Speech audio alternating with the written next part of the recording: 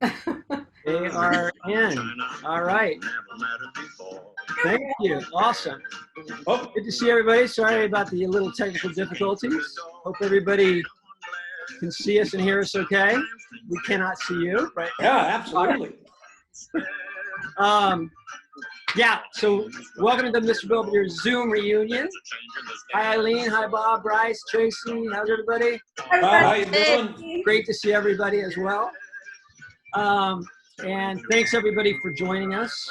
Got to say, we were completely blown away by the response that we got. So really, thank you everybody. It really means a lot. Oh, wait, we're getting to our little finish here. There you go. Are people just talking to you, Rob, or? If they are, they're not hearing much. Oh, no, good.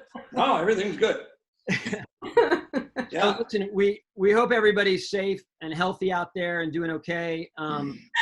And we really wanted to do this and try and spotlight a couple of organizations that are really making a big difference and trying to help everybody out in these really uncertain times.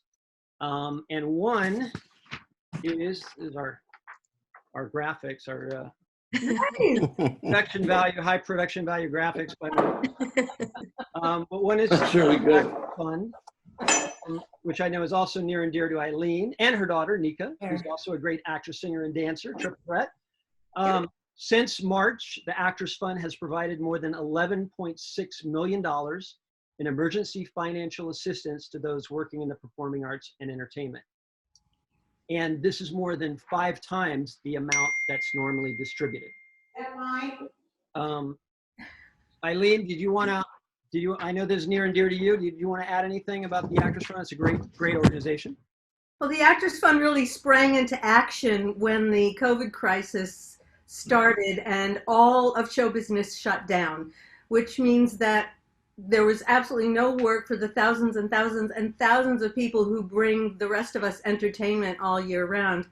And the need was something we had never experienced before. I mean, we'd been through recessions and floods and hurricanes, but nothing like this. So as Rob just said, we've distributed almost $12 million in the past 11 weeks, I guess it is. And the Actors Fund is for every entertainment professional, not just actors, whether you're a writer, a casting director, a sports broadcaster, a production assistant, whatever. If you're an entertainment professional, which is a lot of jobs, and you need help, please go to actorsfund.org. But even better, if you've got an extra couple of bucks, you're trying to decide who to share it with, please think about donating to the Actors Fund. It would really be appreciated. It is really needed. So actorsfund.org/what, Rob, Mr. Belvedere? We have our own page, I think. We do, exactly. It's right here. And Frank, our wonderful moderator, will be putting that in the chat as well, so you can see it. But that is the link. And this will also be on our social media handles as well. So you'll be able to find it, or just go to the Actors Fund. And let's see. And then our other organization we really wanted to talk about is World Central Kitchen. This is a great organization that has served 10 million fresh meals to students, families, seniors, and healthcare heroes across the US. So again, the links are in the chat and our social media handles. So please check them out and give what you can. Thank you. And we'll keep that going. Frank will keep that going. And the other thing is, you guys sent in some amazing, just incredible questions, which totally blew us away, which we're going to answer. We're also going to be taking them live as well. So besides the ones that were sent in previously. So feel free to go to the Q&A, which should be at the bottom of your screen. There's a little Q&A box, and you can put your questions there. I see that right there. And we'll answer them live. And let's see. Okay, so quick intros. So very quick intros. We'll go ladies first, playing Marcia Owens, the matriarch of the Owens household. She's as sweet and talented as she is beautiful. Everyone's favorite TV mom, Eileen Graff. Hello. Yeah. Yay. Next, she played Heather Owens. She acted, danced. She was the best TV sis any brother could have, now an awesome mom in her own right. The lovely and talented Tracy Tofty, although you probably knew her as Tracy Wells. Hey, everybody. Next, he started on the show when he had just turned, I believe, 8 years old. Is that right, Bryce? 7 or 8? I was 8 for the pilot, and then I turned 9 before we did the rest. But yeah. He's always been smart as a whip, as well as funny and talented. He's an awesome graphic artist as well, and is a great comedy writer, director, producer with his company Drama 3-4. And you know him, you love him. He played Wesley Owens. Wesley. Right. Hello. Candyman. And Yeah. finally, we have a bona fide legend in the house. He not only played George Owens, he appeared on The Tonight Show starring Johnny Carson more, I think, than any other guest ever, like well over 100 times. Also played professional baseball for the Braves, the Cardinals, the Phillies. He'll talk about that, I'm sure. And this year, he's celebrating his 50th year broadcasting Brewer baseball. And by the way, I've got my Brewer Euchre shirt on. Nice, I see it. Nice. I saw that. Yeah. Very Again, good. it's 50th year broadcasting Brewer baseball. Not only the funniest human, bar none on the planet, but also one of the nicest, a true class act. From the front row, Bob Euchre. Yeah. Good to be here. Absolutely. Great to see everybody. Absolutely. Yes. And I'm Rob. I was lucky enough to play Kevin Owens, and we had a great time for six seasons.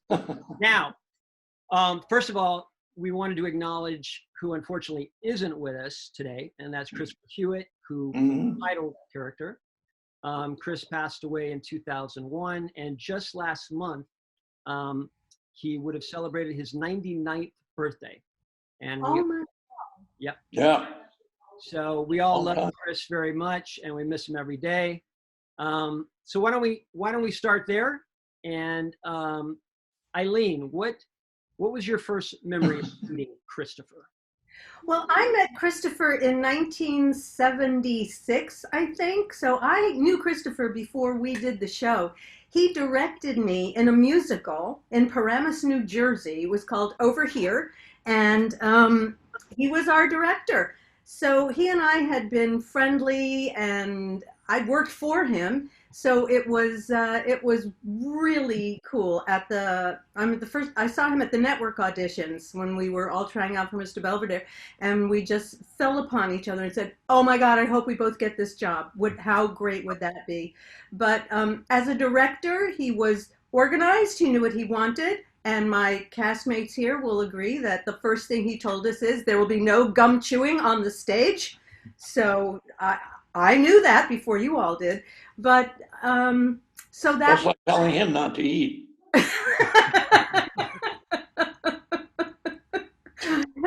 So Christopher and I had been friends even before Mr. Belvedere. So it was great to be reunited with him. I never saw him before in my life. Yeah, I was going to ask you about That was a first for, when I went out there to, there was a couple of other guys who were on the board for the Belvedere part, but I didn't, in all honesty, I didn't think the other people could have been, somebody to put me in my place. Christopher had that, he was big, he could be loud, and that part of it to be the boss, cheers, with him and me, but he was the best as far as, doing that, putting me in my place, which was good, really good. Yeah, he was a good man. He was good. I love feeding him, though. I really did. Tracy, what about you? What's your first memory of Chris, of meeting Chris? My first memory was when I auditioned at the network and auditioned against other actresses and saw other moms auditioning for the mom role. And I read with Chris, and he was super nice. But another rule that I remember of Christopher's was you couldn't cross your legs. in his dressing room during notes. He never wanted us to cross his legs. You don't remember that, Eileen? No. Yeah, he didn't like us crossing our legs. He said it was bad luck. So I have very fond memories of Chris. There were different sides of Chris. I mean, if he was feeling a little cranky, you definitely knew he was feeling cranky. He didn't like hide his emotions, but I would say most of the time he was just a very sweet, kind-hearted person. And just grateful that I could work with him. He was easy to aggravate. That was the fun part of Chris. I know you like that. That was a fun part of it. Yeah. I think you should tell the story about the sausage sandwiches you would make him, about how the producers would get so upset because they were always concerned about his health, but His Bob weight. didn't care. His So weight. tell that story. Yeah. Well, they didn't want Christopher eating all the time, and every week they had to get him a new Mr. Goodwrench outfit, those jumpsuits that he wore. And the more that he ate and the more sandwiches we hid for him in the drawers and every place else around the set that he could get into, the more agitated some of the people that were writing the show and directing and producing and everything else, they used to get at Christopher. But I loved feeding him because I knew it wasn't something we should have done or I should have done, but he enjoyed all of it. I know that. He never turned anything down. Sometimes I had to take the cellophane off the bread before he ate it. He got into that stuff really quick. Man, Right. he was in the prop room more than the prop people were. That's where we had a lot of the food, right? He loved the prop room with Danny. Yeah. Danny. Bryce, what's your first recollection? Well, like Tracy, I met Chris at the network reads, and I also met Bob at the network reads, and didn't realize it until years later when he asked me what the punchline was of the joke I had been apparently telling him and never finished. But I just remember how tall Chris was. You know, I was little. I was a little guy, and Chris was huge and imposing, and that's all I remember. And, you know, reaching around to hug him was like, I couldn't even get halfway around. Yeah, for me too.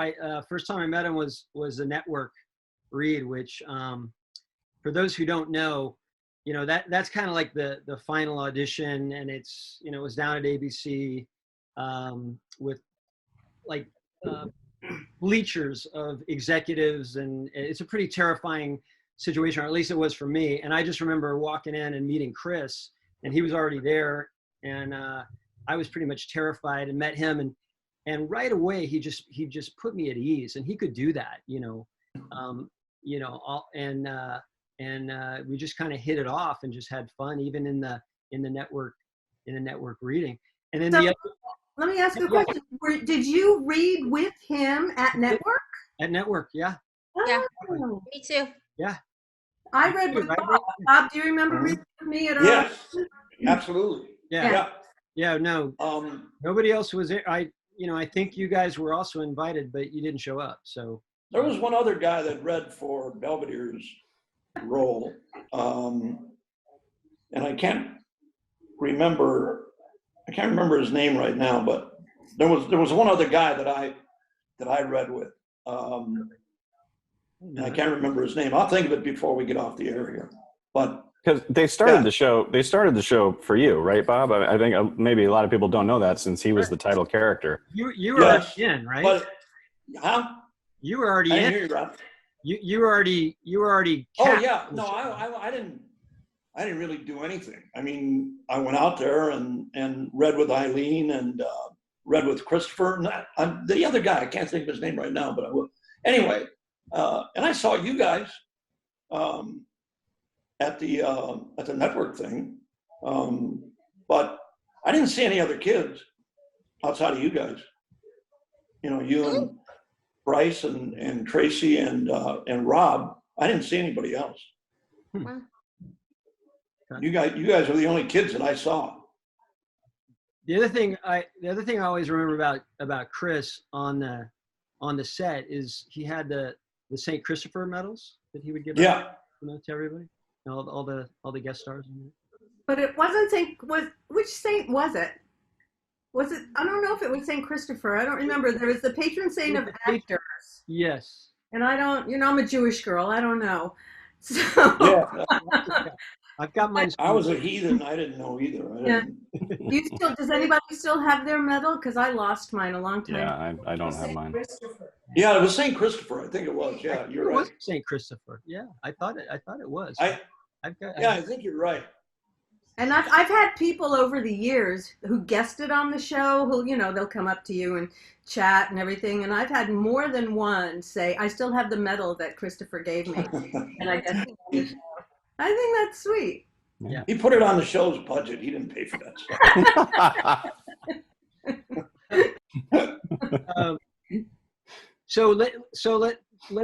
Let's get to some of the questions that were sent in. If everybody's good with that. Sure. Rich W. His question was, what was a typical weekly schedule for producing the show, for doing the show? So anyone can take that. Tracy, hit it. Oh, I just know Bryce and I were in school all the time and it felt like forever. But I do remember Mondays we read through the script. It was our first table read and we all sat around a big table with all the writers and producers and the cast. And I think after that we went to lunch. Someone jump in if I'm getting this wrong. And then on Mondays we kind of started blocking it on stage. Mm-hmm. Tuesday we blocked. Wednesday we blocked, and I think Thursday we did it in front of camera blocking. And then on Fridays we had 2 tapings, one at 4 and one at 7. And in between the 4 and 7, we had dinner and we did director's notes in Christopher's dressing room. Right. And we did the 4 and 7. The 4 o'clock show would pretty much go straight through unless something really light fell or something, even if there were mistakes and stuff. I remember they would just barrel through. Yeah. Get everybody for dinner. And then for the second show at 7, they knew that was their last chance. So they would sometimes take after take after take. And the studio audience, sometimes we felt bad for because they were used to seeing the show being 22 minutes. And then, they would be there sometimes till 12, midnight or so. Not Tracy and Bryce. No, and yeah. They always got out by 10 o'clock. That's right. They were our saving grace. It was like, this is going late, it's going late. And hopefully at some point, Laura Gary, who was your studio teacher, would say, that's it, you're done. And we would all go, we're done. We got great education on the set, right, Bryce? Yeah, first rate. School might have seemed like forever, but it was really only 3 hours a day. We had to do 15 hours a week. So we would bank hours in the mornings during on not show days, so that we would only have an hour on show day, or sometimes none at all if we could manage it. And there were so many times when I didn't have stuff to teach you guys either. I mean, those 3 hours every day, I'm thinking, what am I going to tell them today? What am I going to show them? Yeah, it's hard to come up with a curriculum on top of the show. Yeah, that was tough. Responsibilities. But we were usually in at 10 in the morning. That's when we usually start. We had a great schedule. When you're doing a multi-camera family kind of comedy, you're on a schedule that's sort of like a real job. It's not like when you're doing a film or a drama show where you're there forever. But we were in at 10. We were usually out by 5. Well, sometimes 6, depending, and we had a lunch break in the middle of the day. And when your job is to be with people you're crazy about and you're supposed to make them laugh, I think that's a pretty good job. Yeah, it was awesome. And we had a good time. Yeah, so Thursday was a tech rehearsal, so that would go a little longer. And then Friday doing the 2 shows, and it was it was great because it was like doing a little play each week, with the studio audience on Fridays. Oh, do you remember Wednesdays though? Wednesdays would be when the network would come or the production or Fox would come to run through, and then they would have a whole Standards and practices. set of notes and standards and practices. So you think, hey, we're clipping along really good, and you come in Thursday and go, we can't say that, we can't say that, we can't. We can't say that. Yeah, that was Those Wednesday long run-throughs days. were. All the stuff we couldn't do that they do now is totally ancient history. Yeah. From the days of Belvedere. Different ballgame. It was totally, I mean, not something I was used to anyway, because I was just doing baseball at that time. And, you know, after Friday shows, sometimes I would leave and go do the weekend games and then come back Sunday night and be back Monday morning. But it was all fun, though. It was all great. You know, good time. Very good. We were on a slightly different taping schedule than a lot of other shows because we structured our schedule around Bob's baseball schedule. So when other shows would be off, we would just be starting, or we would be done so that you could get to spring training. Yeah. So as I recall, other shows would be working a lot of times when we weren't, and vice versa. Because do you remember you took a helicopter off the news building sometimes to make? I did that a couple times. Yeah. To go over to Anaheim when we were playing. The Brewers were playing over in Anaheim. I used to ride that ABC News helicopter. Yeah, that was back and forth. Yeah, that was good. I hated piloting that thing because I had never done it before. And they said, "Go ahead and take it." And I said, "What if I can't get it back?" They said, "We'll get another one. Don't worry about it." So, I mean, I did. And the first time I took off from the top of the building there, geez, it was unbelievable. Just me and the helicopter and gum. I had a bunch of gum that Christopher didn't want. Other than that, it was good. Yeah, it was good. Good times. We have Scott W. And we got this from several people, but I think Scott W. was the first. What was our favorite episode and why? Bob, you want to take that one first? I don't even know if I ever had a favorite episode. Really, I mean, we had a lot of good ones. We had a lot. You know what? I think the times that we did the show, the rehearsal all week long. Actual showtime was a bummer. It was a downer from what we did all week long. that was a come down to do the show because we had such a good time during the week in the prop room and for Bryce and a couple of his friends underneath the stage, doing that weird stuff. We playing football out in the back or playing catch. That was great. But I'll tell you what, I think the baseball episode with all those Hall of Famers, that's it. That was amazing. Yeah. That's a great shot. Yeah, which is great. I'll tell you, when I look at that picture and see the guys that are on there, every one of those guys is a Hall of Famer, all ex-players. I mean, Harmon Killebrew and Mickey Mantle, Willie Mays, I mean, Henry Aaron, Johnny Bench, unbelievable. The guys that they got together to do that show. I look at that photograph today and yeah, I mean, it's really, really unbelievable. The players that are on there, I'm mad at myself that I didn't get those guys to sign that thing. Was that Robert Goulet too? Robert Goulet was Yep. But the guys that I always saw during the season and played against some of them, or sat against some of them, I should say. Those guys are, I mean, every one of those guys on there is a Hall of Famer. I mean, a major happening in baseball. They're great guys, really great guys. I remember I got a baseball signed, which my dad still has. And I think, Bryce, you did too, right? It's right back there. Amazing. Yeah, that was you can probably great. see it. That was really a good show. Who do we have on? We had another guy on one. Did we? No, he didn't show up. John Madden was supposed to do our show one time. Oh wow! Willie Mays and didn't. Yeah, and couldn't make it. Ernie Banks. And we had John Madden. But the other guys, that baseball show on that picture is that's an iconic picture there. It really is. Bryce, you're not in this picture. Where are you? I don't know. I'm not in that one. I was in the other, the big one, the team pick. He's in this one, but yours is a better resolution. It's hard to see. Bryce, you're in there. That was a great show. That really was good. Be with those guys.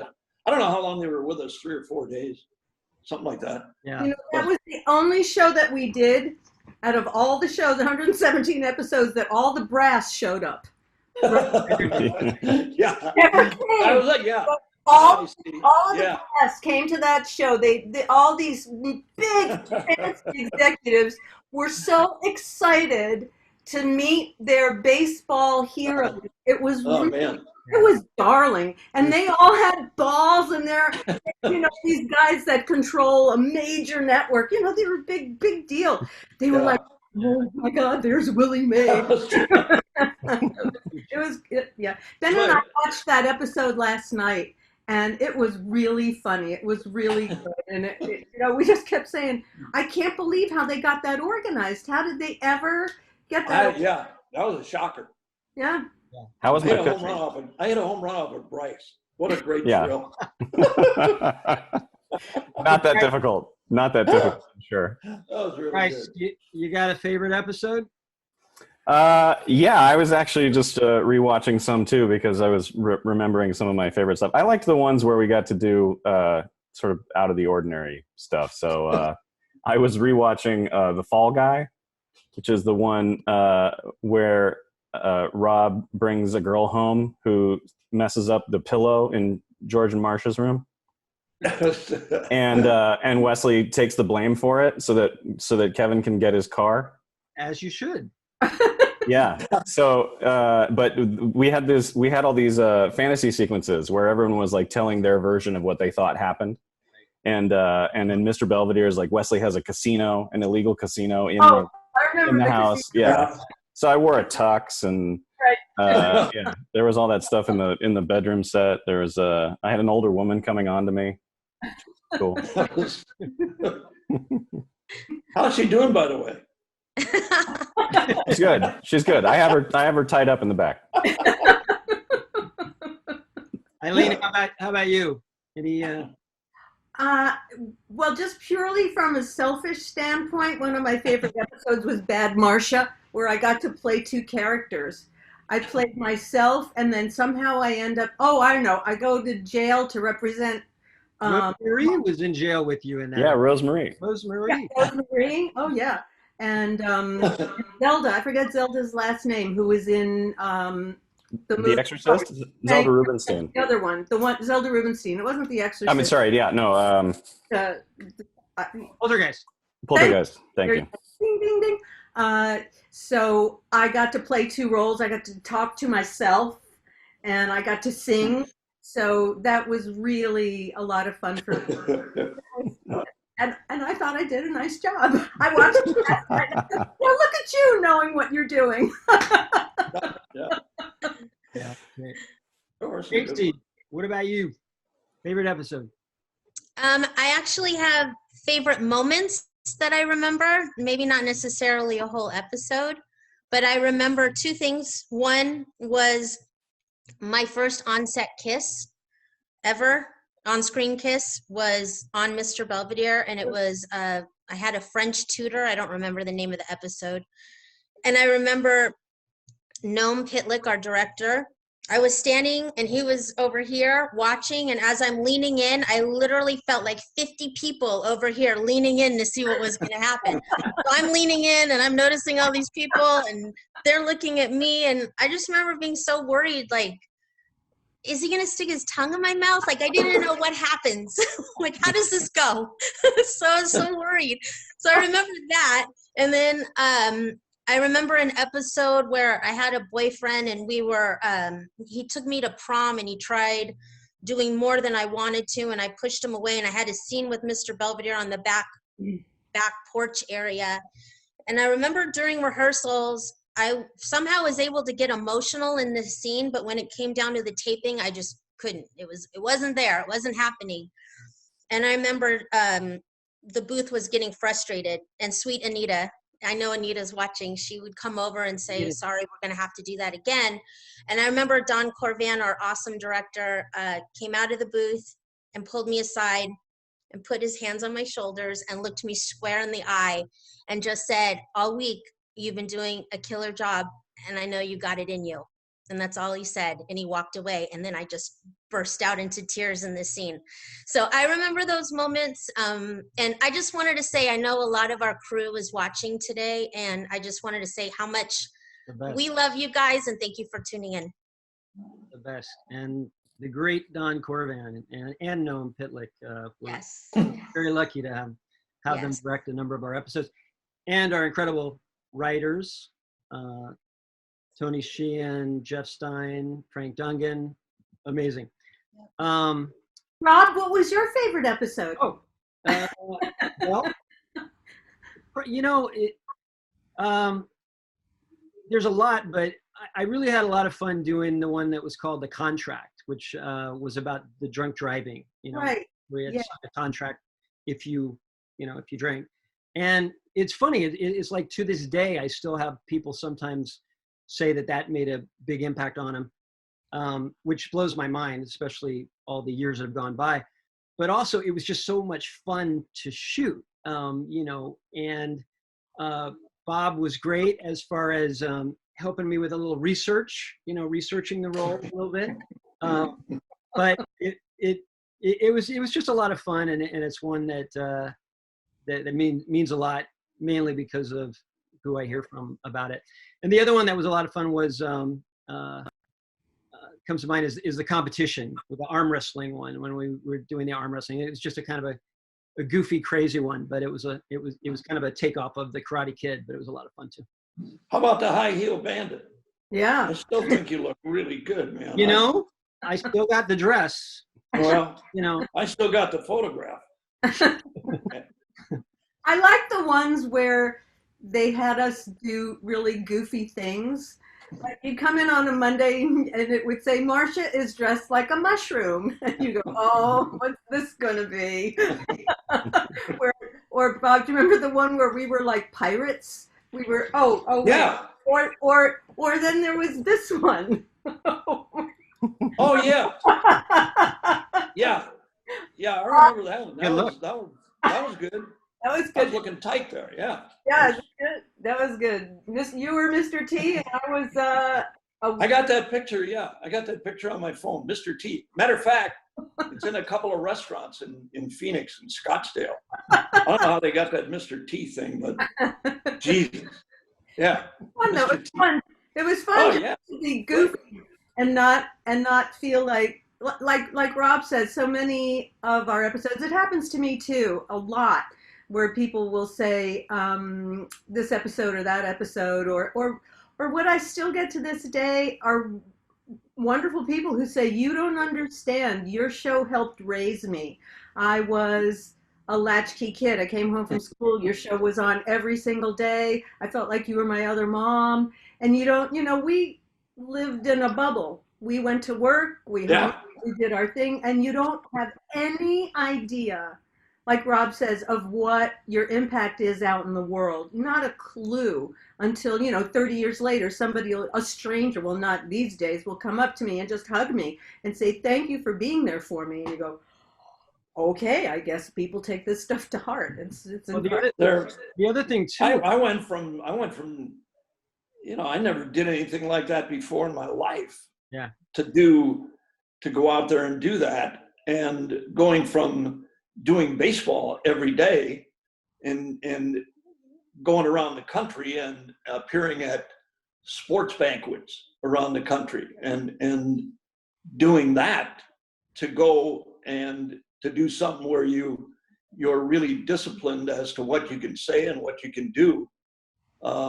It's not like doing a game where, depending on who's winning or losing, you can it dictates what you're going to say and what you're going to do to keep people listening if it's a bad game. But that whole thing out there, the first time I went out there and got with Jeff and all those guys, I had no idea what they were going to say, what they were going to do, nothing like that. And then, the whole aftermath was nothing but good stuff. But I remember here, Bud Selig, who owned the team at that time, because we had to have a couple of weeks off at the end of the year. I had to take, the week off to go out there and do a couple of shows to get them into the can where you could, start the season and yet have to come back and do weekend games. But that whole week it was really fun. I didn't want to go back to baseball necessarily, especially if you're not winning. If you're having a tough time, being out there was, what was the next episode going to be about, or what was it going to be like? And guest stars who came on to do that. One of the shows, my favorite shows with Eileen was where she sang with Goulet when Robert Goulet was there, and the laughs we had that week, breaking his chops, was really good. What did I become? I became a lounge act, right? Yeah. I stunk. I really stunk. I'm sorry. No. But that week when I was going to sing off key, what was really hard? It was hard singing off key if you could carry a tune. It's really hard to be bad, to sing really bad. And I remember doing a Tonight Show. When were we on? Friday nights or Thursday or Friday? Anyway, I did a show the night before we were on, and I sang on the Tonight Show, and I sang really bad. I remember doing it really bad, and I blamed it on Doc Severinsen, that I didn't have time to rehearse with him, and that's why I sounded so bad. Because I remember Johnny asking, "Now, when does this show play?" I said, "Thursday," and he made believe like he wrote something down on a piece of paper. He said, "Thursday, bowling." That's how bad it was, but it was a good show. Where you and Goulet sang together, and you guys were all there too. We were in a nightclub, right? Yeah, everybody was there. And my husband was there. My husband, Ben Lanzarone, was our band player, and he got a close up. They gave him a close. Big Benny. Yeah. It was that was a good show. Well, the other thing too, I think a lot of all the young people out there, don't realize that there were only 3 networks when we first started. Now you have 5,000. Yeah. But one now. there was 3, and Fox came in, I think, about halfway through our run. But that's it's quite a lot different. Okay, so Michelle P wants to know our favorite Bob story, and there's a lot of them. And how hard was it not to crack up during the scenes with Bob, which is we had a good time. Yeah. Anyone want to go? I've got one. I got one too. You go. Go, Rob. Yeah, just back. I guess just in terms of back to those table readings. One of the fun things, Bob and Chris absolutely loved each other, but they would also love to kind of needle each other and make each other, crack up and stuff. And Bob at our table readings, like Tracy said, we'd get the script and we'd read it for the first time on Monday, and it would be around a big table. All the network people were there, the writers, everybody, the cast. And that's usually when we'd see it for the first time. And Bob would love to kind of wind Chris up a little bit. And so, and he, by the way, he would always make sure that he was sitting right next to Christopher so he could kind of lean over and whisper in his ear. And so we'd be reading, and Christopher would say, the lines that maybe he's just saying for the first time, and then it would be someone else's, and Bob would just kind of lean over and go, "Do they really want you to say that? Are they trying to embarrass you? Do they really think that's funny?" And so slowly you just kind of start to see the smoke coming from Christopher's ears. And then he'd, after the run through the reading, go up to the writers and pull Bob with him, by the way, and say, well, I don't think I can say this and this. And Bob would be there and say, I don't know what you're talking about. I think it's hilarious. And then I remember the thing, Chris would the one Rob where he had to say, I think I fouled myself. I remember that one? And all week long, we're all laughing every time he says a line, I think I fouled myself. So finally, like on Wednesday, I think I just me and him, and I said, do you know what you're saying? You think you fouled yourself? Because we were talking about cooking chicken and stuff. And he had a chicken with feathers and whatever he had. And he says, I think I fouled myself. He had so many chickens. And I said, do you know what they're actually saying to you? I think I fouled myself. That you need a diaper change. And now he got upset. That's when he got upset. When he found out what I fouled myself meant as far as the script. Because on Thursday we read for the network, right? And they were all there. And when he said that line, they all started really laughing bad. And Chris still didn't know. And that's when I told him, that day I told him, I said, I didn't really laughing about that. I fouled myself. That's when he got hot. Yeah, he got, but I would call him on weekends, after we'd leave. Saturday I'd call him. Geez, you look at the script. What I got you saying that for? Holy man, Jesus. And I could really get him easy. Yeah, I did that. It was it was good. It was great. Awesome. And Tracy. okay, go ahead. Tracy, yeah, what's yours? I have two. I think I know one of them. Go ahead.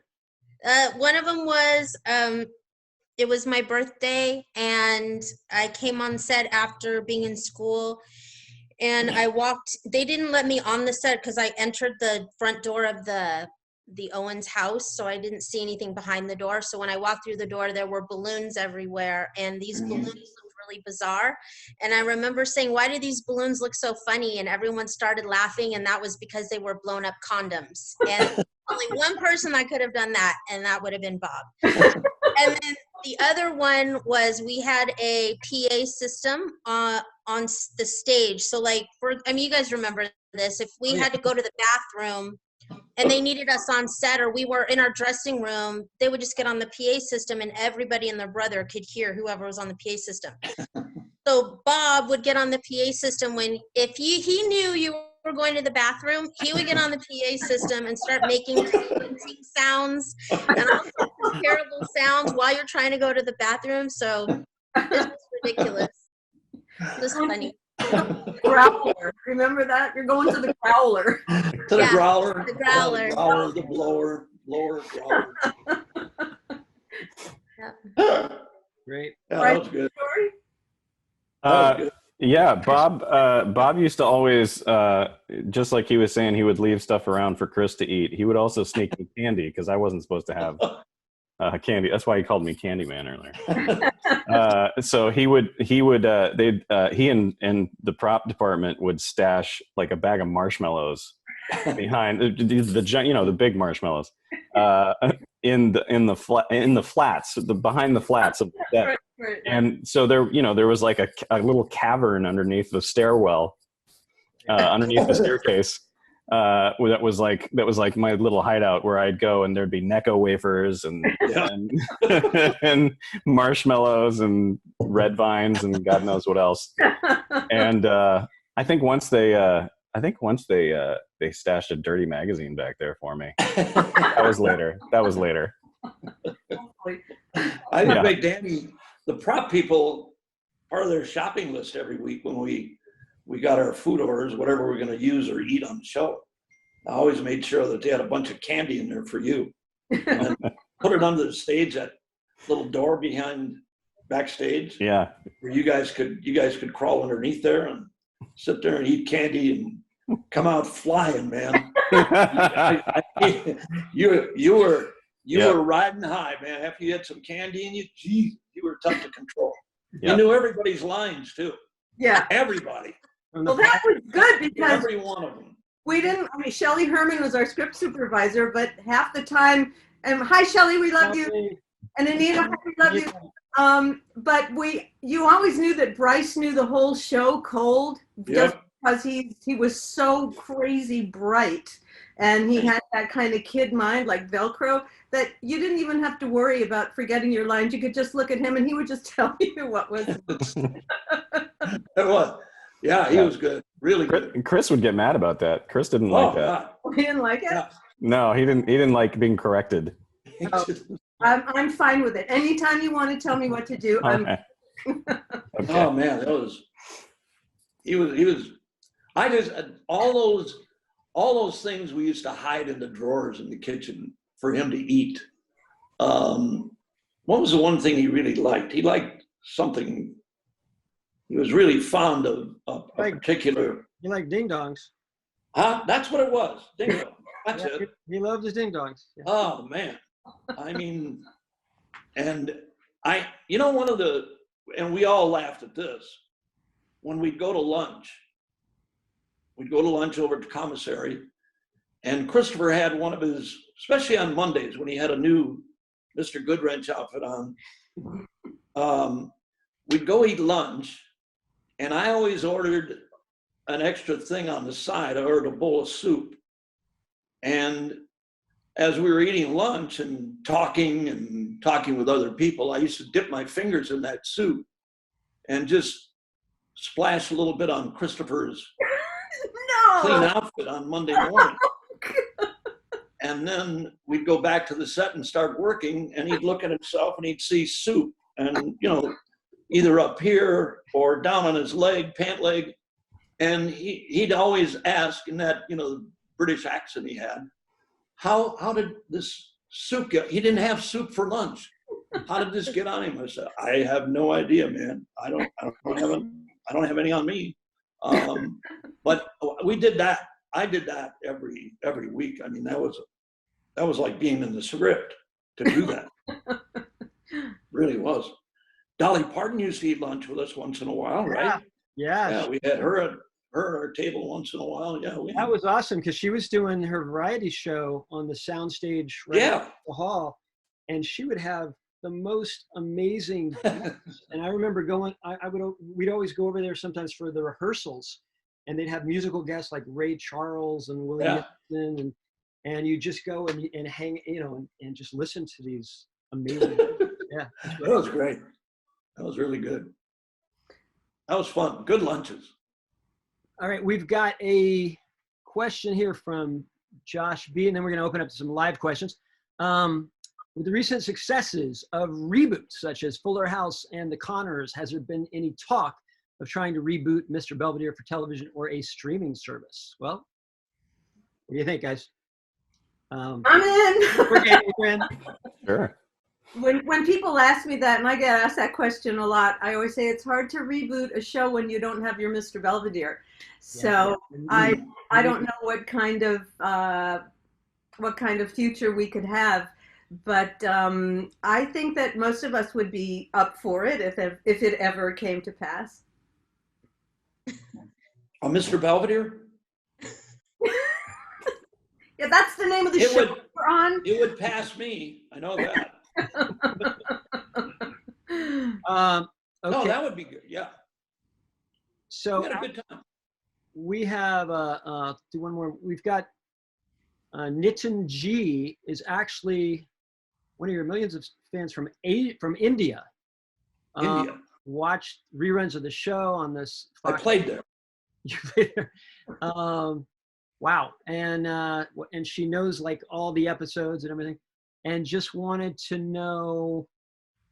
Actually, there's a bunch of questions, but wanted to just talk about the great writing that we had on the show, and also some of the special episodes that we do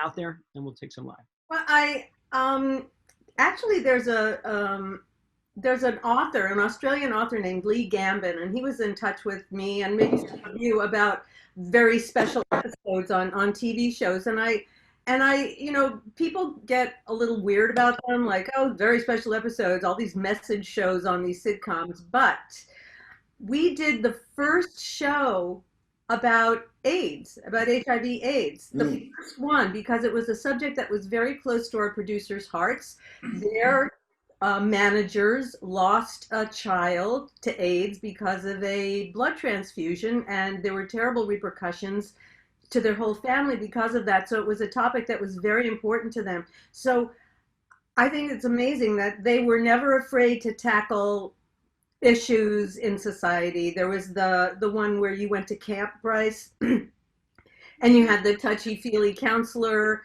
and then we had the diet pill episode and the drunk driving episode.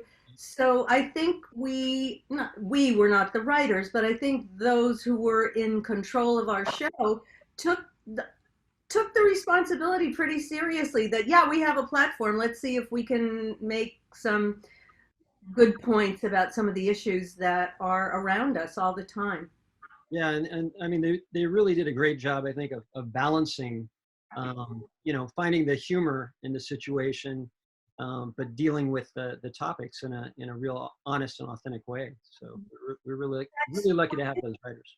Bryce, I never had a chance to ask you this. When, for example, in that camp episode with the counselor, the inappropriate counselor, I don't remember how old you were, like 11 or something. Did you understand? Well, you were so bright, but did you understand the things that we were discussing and that were in the script? Was that something? Did your parents ever explain some of that stuff to you? I mean, it would have been hard to go through that show working closely with Bob Uecker and not understand a little bit about the facts of life. So I knew, I pretty much, yeah, no, I mean, I definitely understood. I understood what was being implied, and we couldn't be really overt about some things, but yeah, I understood. And was the AIDS, I remember the AIDS show. Yeah. Which was really a first.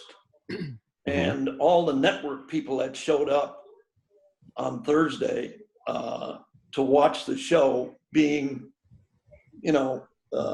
going through the show that day. I mean, even though I had been around a long, long time, a lot longer than somebody other than baseball players, to do that show, that was a surprise to me. And to see all of those network people that showed up that particular day to watch and see what the show was going to be about, that was an awakening for me. I mean, it wasn't something to be made fun of like it had been made before, and the cavalier attitude that a lot of people had about it that didn't have it. That was a big day. That was a big day for me. I mean, to come from the sports world into that and have that in a show with kids, and to talk about it the way we did, that was an opener for me. It was a good show. Yeah, was good. Amazing. So let's open. So let's take some live questions. What do you say? Yeah. We'll just come kind of just quick lightning round type questions. Let's see what's going on. We'll bring in our moderator extraordinaire, Frank. Hi, Frank. Are you there, Frank? Frankie. How are you guys doing? Hey. Good. So let me tell you, I want to quit this job right now. There are over 147 questions right now. So we'll fit by next Thursday then. I apologize to anybody that if we don't get to your questions. I went through here and I got some of the really good ones that I think that are on here. I don't think anybody wants to talk to Bob though, so he doesn't have any questions. But I will say that the comments about how good you guys look is overwhelming. Everybody's saying how amazing you look, how you never age. I don't know how you feel about that, Bryce, but nobody's ever aging, and you guys look amazing. You guys have some really, really awesome fans, to be honest with you. So a couple of questions we have here. Yeah. This is I thought was actually the best question. How would the Owens family handle quarantine right now? That's a good question. That's a great question. Well, I guess we would be Zooming. Would be Zooming. I would be doing baseball. I wouldn't be with you, but I'm not doing that either. So from your couch, right? It certainly is a subject that's ripe for some good comedic acting, good writing. And I think if Frank and Jeff are out there, what would you do with it? But I think that it would be the opportunity that they took many times to take something that's serious, that we have to take seriously, and deal with it, and yet have a lot of funny stuff going on. Exactly. I agree 100%. And I think that Mr. Belvedere, there's so many. There's a lot of division. There's a lot of things going on, obviously, with this quarantine. But again, I would just give it to the writers, because they would find a way to deal with it head on, and yet find the humor in it. And at the end of the day, which is one of the things I think, comedies can do, is it just, shows people and brings them together. So that was a great question. Good question. And so that came from Max M. We have a question from David H. Did Leon Redbone ever visit the set, and did any of you ever get to meet him? Wish. No. Yeah, not me either. No. Nope. He was great, but. And Ryan great song. said that they love you in Wisconsin, Bob. I know, it's a parole thing. It's a parole thing. I can't leave the state. Scott Cromie said, Rob, you don't look like Marilyn Manson anymore, and that's a good thing. That actually was something that went viral before there was an internet. Yeah. And the funny story to that actually involves Eileen's daughter, Nika, because that was the first time I ever heard that rumor. I got a phone call. We used to have these old-fashioned phones that you actually had to pick up. And you couldn't carry; they were plugged into stuff. And no kidding. And I got a call, and of course I know Nika, but she was calling. She probably was in high school. I'm not sure what grade. And she called, and she said, and I heard kind of this teetering in the background. I heard these young girls' voices, I guess her friends in the background. And she said, is it okay if I ask you a question? I said, yeah, Nico, ask me whatever you want. And she said, are you Marilyn Manson? I was like, what? And then I heard all these little voices giggling away. And and that was really the first time that I heard it. And then it just kind of, turned into an urban legend and stuff. And it was funny. It was like a lot of people would come up, and one person who came up, and this was probably a year later or so, and asked me that question. And I was like, yeah, no, I've heard that. And he said, no, the reason I'm asking you is I'm actually a roadie in Marilyn Manson's band. And he always gets that where people come, are you the guy on Mr. Belvedere? So but we've never been photographed in the same location. So, Marilyn Manson knows who you are. That's funny. So let me see here. Anonymous said, what did Bryce, Rob, and Tracy do after the show?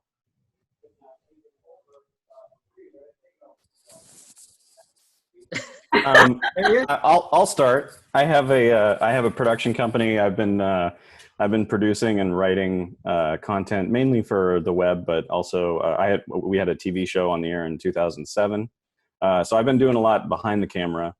I kind of stopped auditioning professionally, but I still act sometimes in some of our projects. And I really got into I kind of fell into sketch comedy in the early 2000s. And was doing a lot of that for a while. So I mainly do comedy and film production. I do a lot of video editing, kind of jack of all trades. But that's and what I've been up to. I'm also behind the camera. It was funny. I was very fortunate. I actually was always interested in directing and filmmaking. And actually, while we were on the set, luckily we had an amazing crew and who was always very welcoming and supportive. So they would let me go and actually sit in the booth, and I was able to help direct a couple episodes. Then I have a small independent production company. We do mostly documentaries and specials. We've done a lot of kind of runs the gamut, but we've done some things for History Channel, A&E, and Discovery. A lot of aviation stuff. We worked with the Blue Angels several times over the years, and also done documentaries on filmmaking and medical education. So a pretty wide variety, but I really enjoy it. Tracy. After Belvedere, I acted for a little bit, and then I left acting and I got married at a young age and had kids. Both my kids now are, one just graduated with her master's and the other one is in his 4th year at USC. And I have been a real estate agent for the last 15 years and I absolutely love it. So if you need to buy or sell in Southern California, yeah, that's it. And I have an awesome boyfriend. Who's moderating our questions? Who's moderating our questions, yes. All right. JD Smith says the baseball episode was awesome. Any guest actors that you have all worked with that you have the best and most fondest memories of? Good question. Who was our favorite? Well, of course, you saw Goulet, so that was really that was interesting. Oh, how about the poker episode? Remember the poker episode? Oh yeah, that was. We had Susan Tony Danza and Dr. Joyce Brothers, Yeah. and Smith, and who else? There was Bubba Smith. Bubba Smith. That was the one. That was the one where John Madden was supposed to be there, and he couldn't get there. So the people went and got Bubba Smith.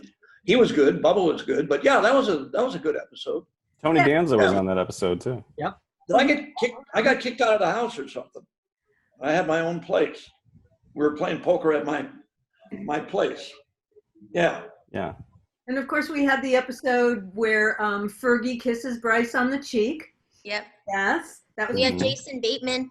Oh, James Bateman. Yeah. Kay Lenz, James Cromwell, Rosemary you talked about. Lois Nettleton. Yeah. Weather. And Seth Green also. Yeah. Seth was on. And fun fact, Nancy Cartwright worked on our show for a couple of years before going on to being Homer Simpson. Bart Simpson. Bart Simpson. She plays Bart. Yeah. But you know, she always knew what she wanted to do because I had some really nice conversations with her, and she said, "I'm voices. I'm going to do voices," and she was very smart and ambitious, and she figured out how to do it because that's not an easy field to crack. But she did it, and I just was, I mean, I know I'm not allowed to be proud of her, but I'm really proud of her for following through and becoming so hugely successful. She was amazing. And also, we talked about Dolly, but also for a couple of years, we had Gary Shandling across the hall. So he would come over every once in a while, and he was amazing. Yeah. I think we have some guest stars here. Right? In the crowd? I think we have some special guests. Frank, would you like to bring in our special guests? Yes. So we have some people that he said something in the chat and a couple of people got really excited. So we are going to bring on right now as a panelist, Willie Garcia. Hey, Willie Garcia. Oh man. Willie Garcia. Willie boy. I see Willie. Where are you? Hold on. There's Willie. Hold on. Come on, Carl. We're holding. There he is. There he is. Hey. Oh. There's Willie. Hey, Willie. Hey. Family, how are you? Absolutely. Wow. Good. It's so good to see you all. Unbelievable. Yeah, absolutely. Heck yeah. Man. What I see some of you sometimes. Yes. So I talk to Rob. I see Eileen often. I don't see Bryce enough, although we have so many people in common. Yeah, we've Tracy, I'm talked a not couple looking for a times. home. Yeah. And Bob, I'm a terrible baseball player, so I don't see you. I was the same thing. It got me where I am. Yeah, no, great to see you. Man, long time ago. Wow. Yeah, it is. I was telling Rob the other day, I remember, showing up for my first day of work. Obviously, I didn't know it was going to turn into, 5 years. But I was at the craft service table. I was all nervous. I didn't know anyone, and I'm looking at the donuts. And Bob, you came over and you said, just as a matter of fact as possible, you said, "Get a load of those sinkers." Of the donuts. I'm like, this is ridiculous. Like it's literally like being at your crazy uncle's house, and it just turned into, what a welcoming, terrific environment. Oh man, it was great. You were so good on the show, Willie. You brought your comic sensibility. My favorite episode that you did with Rob was the hands on the hard body. Yeah. Rich Hines' first job. His first job on film. Yeah. It was always interesting when I was there because by definition, it was an episode about the kids. So it wasn't an episode about Mr. Belvedere. So Chris was always grumpy. When I actually remember him saying the words, "What is the name of this show? Is this show called Owens Family or Mr. Belvedere?" Something you never thought you'd hear someone actually say like out loud. And then Tracy, didn't I kiss you late in the game? Don't we go out like episode like 125 or like there? I think we had a thing where like where Carl was like went on a date with you. That does sound familiar. I don't remember the kiss part. I'm sorry. Wow. That says all I need to know. That says it all right there. Sorry. So, Willie, I want to say congratulations on all your success. Yes. Oh, that's very sweet. Thank you. Yes. And if I was looking for a house, I would call you. Yeah. You had a great run on Sex and the City. Yep. Sex and the City was a little white collar. Small cable show we ran for between the movies. It was 15 years of my life. Oh my God. Lots Why of not? movies. And then White Collar was good, and yeah, it was good. Good runs. But I have to say, I'm not being corny. You guys really laid the base because this was a job pretty shortly after I got to Los Angeles. And it really kind of set the tone as I went on, how I like my set to be. And I really have made that a thing. And it was all from there. The openness and the family and taking care of each other. We really were, I was playing Rob's best friend, so he made sure that we were best friends. We would sneak out every day and play tennis, like in the middle of the day. The things we made Bryce do to poor Christopher, my God, we were horrible. We were horrible teenagers with a horrible little brother to make do terrible things. That's hilarious. Well, thank We you. were talking the other day about the night Christopher got jammed in my car. We went to pick him up to eat, and got to the restaurant in Santa Monica, and I got out of the driver's side. My wife got out on the other side with me, and then the door opened, and we were waiting on the sidewalk for Christopher to get out of the car, and he couldn't get out. And I tried pulling him. I tried lifting those Frankenstein shoes that he wore, trying to get one of his feet out of the car, and then pull him out onto the sidewalk. I mean, it was like 5 minutes, 6 minutes. We were late for our reservation. So I told the guy who was going to park the car, I said, if you can get him out, bring him in. And so we went in and sat at our table. About 15 minutes later, Chris came in. He finally got in. He was a upset that I left him in the car, but I tried my best to get him out of there, man. It was, Jesus, he was jammed in there. I don't know how he got in, first of all. And I looked, when I got home, one of my headlights was out, so evidently his shoe went all the way through the floorboard and kicked out the headlight. But Okay, you're making that part up. no, I'm not. That's the true part. Yeah, no, Chris. Yeah, because I know Chris didn't drive, and No. he always loved going to the movies. Bryce, I don't know if you remember. Even after the show was done, we would pick him up and take him to go see a movie and stuff. And He didn't drive, and pulling him, I mean, he used to get so torn up, pulling him behind the car, and he looked like crap when we went in the restaurant. So it was better off if he took, we didn't have Uber then, but better that he took a small truck. Do you remember the episode where they flew him? What, I don't remember. Was it? I watched it today. Where it was a Christmas episode where it was Scrooge. There was present, past, and they had to lift him up on the wires. And the same people that did Peter Pan. yeah.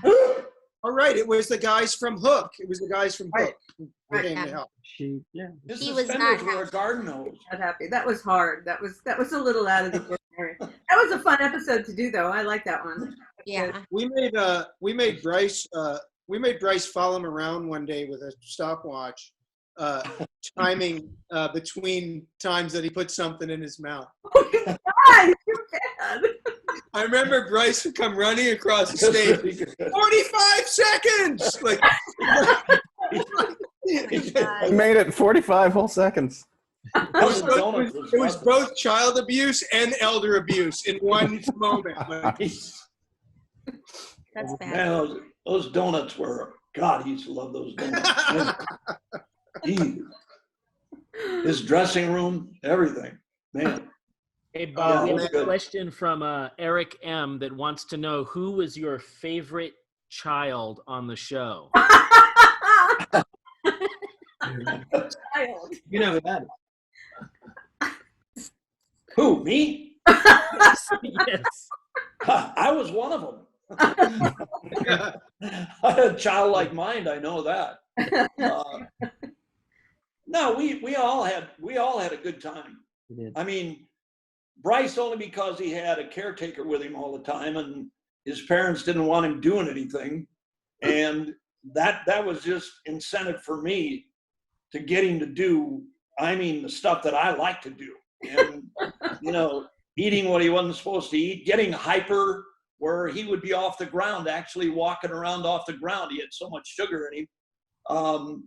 But that was all part of it. Tracy was always great. Rob, how old were you then? 19, 18? I was already when we started going to USC.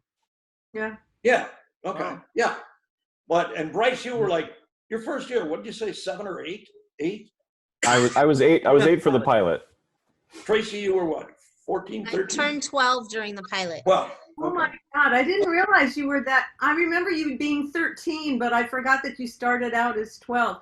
You know, I had a baby when we first started the show. My daughter was 15 months old when we started. And she really kind of suffered from my expectations of children because I worked with you guys. So I would see Bryce, and you might have suffered as well, Bryce and Tracy, because to me, I had a baby, so that was little. So I expected a 9-year-old to be an adult, and I expected a 13-year-old to be like all grown up because I only knew from a little tiny kid. And then you sort of expect all the children you know to be as accomplished and bright and talented as these are, and you set the bar really high because your professionalism and your good nature and your good humor and your willingness to work and was really exceptional, I think. So good job. Well, thank you. And you're welcome, Willie, Nika. how old were you, Willie? I was 21, but then when I was 25, this is a good story. When I was 25, I did a job outside of the show, and they had to they had to dye my hair very quickly. I was a spokesman for Polaroid for a long time. And then, anyway, the gag of that one spot was to dye my hair. And they did it very quickly. And my hair was coming out by the handful after that. And I come back to work, and we're supposed to be in high school still. And I'm balding rapidly. So they quickly moved us to college. And so Rob and I are going to go to college, and we go to do the first episode, and they bring in the Atmosphere actors, and they're like 50, so that we can look young. I'm like, what college is this? It was like geriatric college or something, so that we could look like we were wide-eyed freshmen. It worked. It worked. Yeah. Absolutely.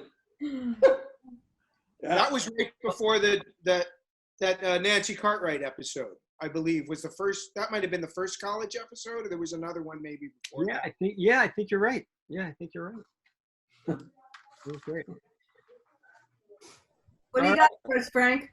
So there's a question that there's a rumor out there that Bryce would memorize all his lines and then correct the cast members when they forgot theirs. Is that true? Yes. We talked. Yes. Yeah. Definitely. Absolutely. Yes. And was Bryce and Mr. Belvedere friends or foes off of set? Oh, off camera, we were definitely friends. We were friends. We got along. Yeah, Christopher loved Bryce. He did. He really did. He just didn't like that he knew everybody's lines and corrected Chris all the time. That was the best part of the show. Yeah. I wasn't know-it-all. Was Bryce saying that's not what you're supposed to say? that was great. That's not what you're supposed to say. That was the best. Yeah. There's this great big improv. 300-pound man and Bryce, who stands all of 3.5 to 4 feet tall, and Christopher at 350, really jumping all over him and standing over him. Oh, that was great. That was beautiful. Christopher loved it. I was so afraid of Chris all the time. Like, you guys, were there all the time, so you were more used to it. But I remember going for that line through in his dressing room was to me like going into St. Patrick's Cathedral or something. It was so intense to be in that room. Like, I'm in Mr. Belvedere's dressing room, and we're going to do the lines. And I had to do it right because I'm thinking he's going to think I'm a terrible American, crappy actor. He's not wrong. By the way, he's not wrong. But I was always terrified walking into that room. Like, I used to love lifting his leg when they put his shoe on. God, what a chore.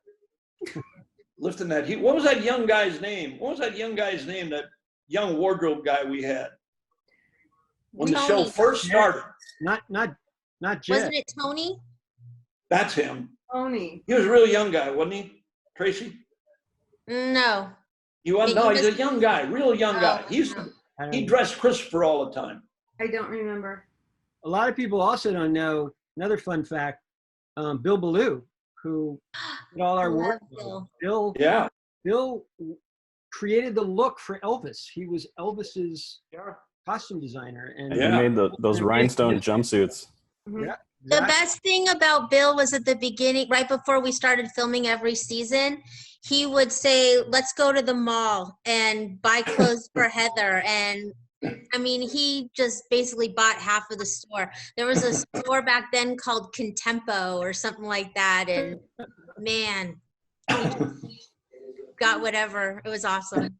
It was fun going shopping with Bill Ballou, I will say. Yeah. I mean, some of the stuff, I remember the first time I went shopping with him, and he said, oh, I like this, I like this, I like this. And I'm looking at this red sweater. It's like a little red sweater. It's $450.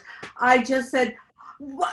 He said, it doesn't look $450 on camera. He said, you can't go with the expectation of what you wear in real life is going to look good on camera. It's a whole other thing. I learned so much from him about wardrobe and about what looks good and what doesn't look good. He was a master and very kind, very, very kind to me, and I'm sure to the rest of you as well. Yeah, he was great. Christopher and I went shopping. We got a sweater and like 40 pounds of meat. And dropped it off at his apartment. Oh my God. I think Tracy and Bryce, Rob and I were talking about this. We got Chris a jumpsuit for Christmas one year. We went to that store. Like, we went to his, I think you guys went in on it. And we went to his tailor on Fairfax and asked, what doesn't he have? What fabric doesn't he have? And color. Yeah, I think we went with the Lady Gaga meat suit. I don't remember what we got. We did get him one. Yeah, we did. We got a jumpsuit, no parachute. Just a jumpsuit, no parachute. We get it. Okay, so on that note, how about some final thoughts? Willie, since you are our special guest, any parting thoughts about your time on the show, and also where can people find you if they want to find you? Social media. The show, as I said before, the show was a very special time for me. It was really kind of my entree into the business. I'd done a couple of episodes of stuff. Just a quick story. I showed up for my callback at Fox. And they said, "Oh no, it's at Prospect," and it was like rush hour. And I beasted my way across town. You can no sooner do that now in Los Angeles than cut your arm off. But I beasted across town, and I was sweating, and I was on a job that day, and I showed up like an hour late, and they let me read, and they gave me the role, and that was the greatest thing. Anyway, the show is like, I always talk about you guys as family, my first TV family, and so that's I really thank you for welcoming me in. And I can be reached at Willie Garcia on Twitter or on the Instagram at, for some reason, Willie.Garcia. So there I am. There you go. Eileen, you want to go next? Final thoughts, and where can people find you? I'm on Facebook and I'm on Twitter. I don't go on there very often. My daughter says I need to be more active. Eileen Susan, I think, I don't even know what my Twitter thing is. My final thoughts are to have a. Oh, she froze right during the final thought. Oh, we'll come back to Eileen. Oh, there you go. Sorry, we lost you for a second, Eileen. Oh, my internet is unstable. I apologize for that, but I'm a stable person.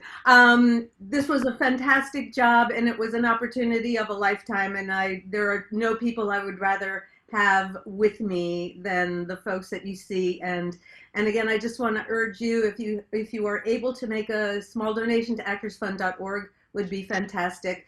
And I love each and every one of you, and I'm so happy that we had this time together today. And to everybody that came to the party, thank you for being here.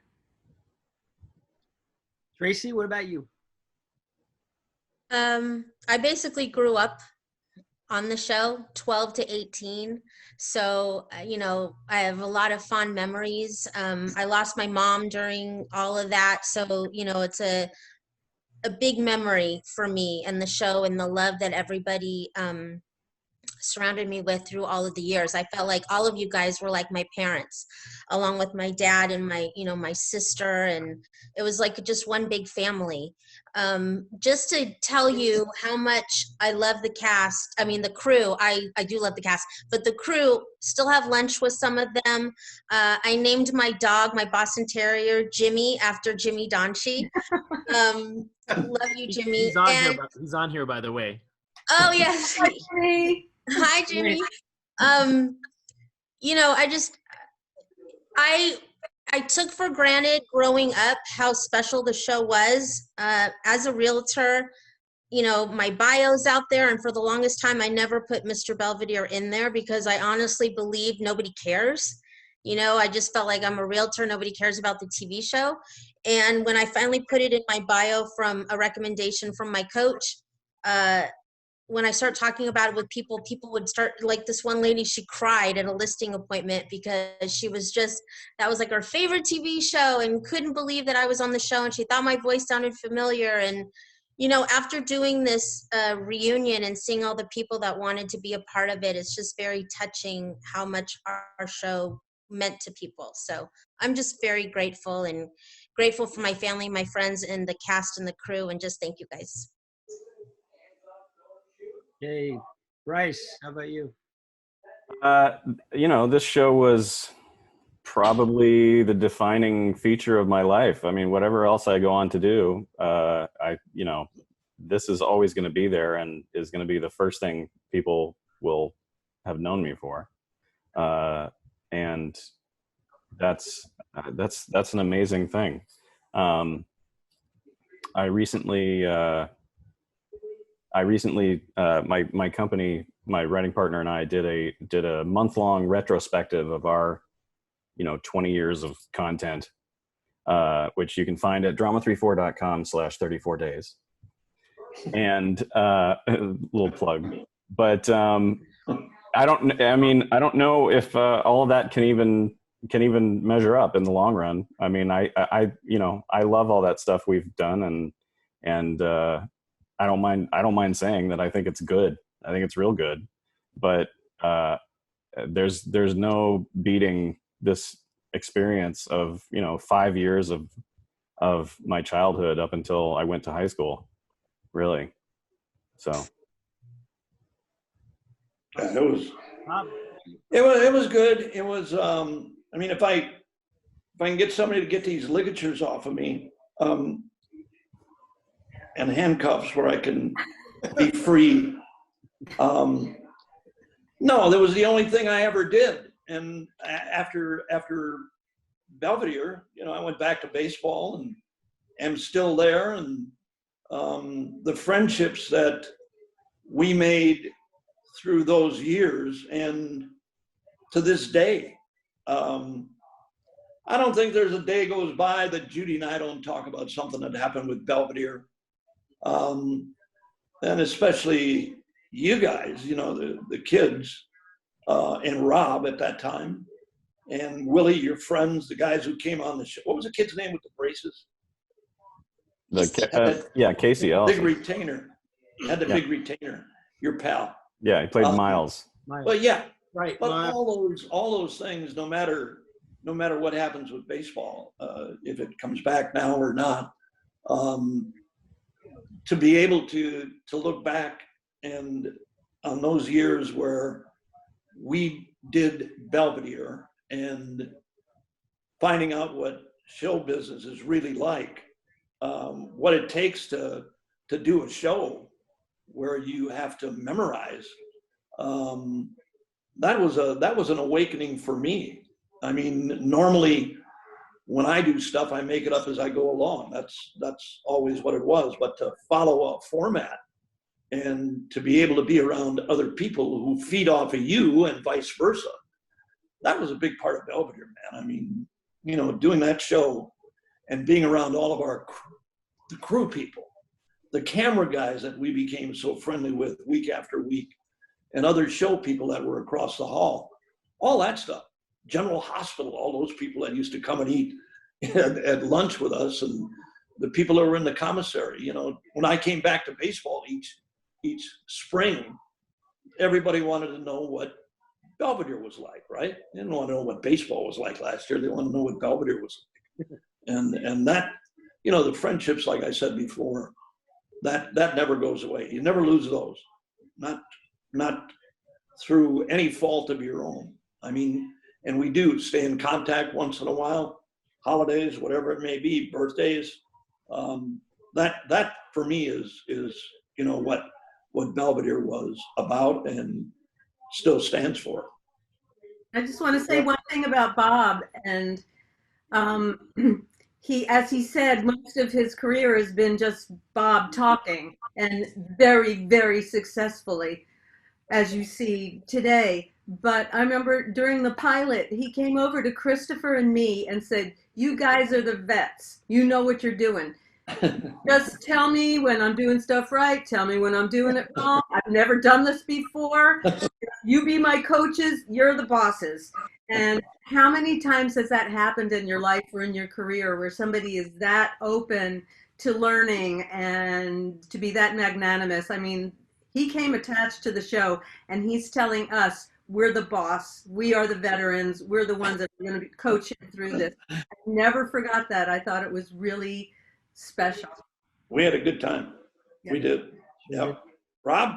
Yeah, for me, you know, I say this all the time. You know, I just feel really grateful, and that, you know, I happen to be a part of a experience where every day you would go and laugh, and that's really what we did, you know, and we were such a you know, a family, and we would, you know, we would work hard when that was needed. We took the work seriously, but I don't think anyone took themselves too seriously, and we just had so much fun. And that's the cast, that's the crew. We had the world's best crew. Yes. And you know, for me, I came out from Dallas, you know, not really knowing anyone, but to come out to go to school, and super close with my family, and my mom, who's unfortunately not with us anymore, was, you know, the biggest fan. She would tape the reruns after she had taped it the first time. She would tape the reruns for, I guess, for the new commercials or something. But no, I mean, it's really true. And then to have my, you know, like a West Coast family, and that was, and friends, including you, Willie. You know, to me, that was just the greatest part, and just really grateful for that. And then it's the gift that keeps on giving. I mean, then to hear, you know, like what we're doing right now, and to see the response, and that people actually even remember, and to hear how it affected them is really special. So love you guys, and thank you. Stay in touch, everybody. Yep. Yeah. And I'm on Twitter. And if anybody, I know we didn't get to a lot of questions because there was a ton. So any other questions, hit us up, find us on social media. We'll answer them. And again, just want to say, please, if you can, give to the Actors Fund. That's it. And also World Central Kitchen. That's the link. Thank you guys so much. One more thing. Yes. Go, Tracy. I didn't say I'm on Facebook and on Instagram. It's @FreckledRealtor. Oh, cute. That was it. And Willie, I'm going to text you after because I need your number. Do it. Okay, I'm going to get it from Rob. All right. All right. Love you guys. Buddy. Hi, guys. Love you all. Thanks.